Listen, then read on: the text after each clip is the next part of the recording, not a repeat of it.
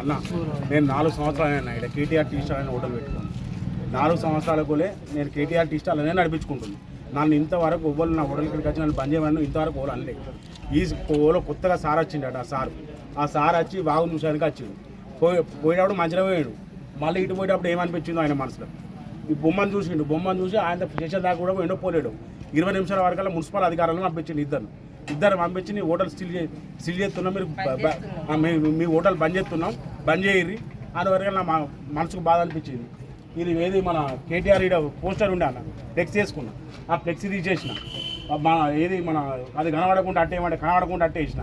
ఏది నా మనసుకు బాధ అనిపించేసి అప్పటికే హోటల్ పంచుకొని పీకిన ఇంటికి.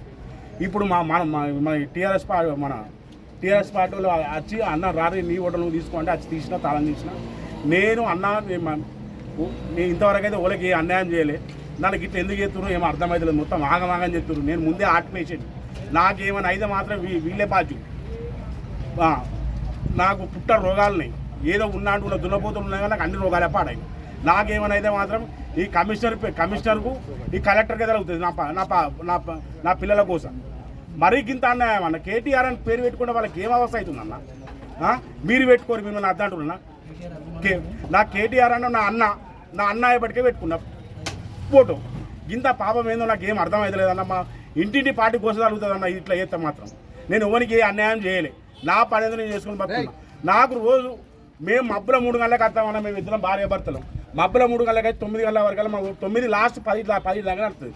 ఎవడు రాడు 10 దాకానే నడుతుంది. దీనికి నేను లైసెన్స్ తీసుకోనట, అది తీసుకోనట, ఇది తీసుకోనట.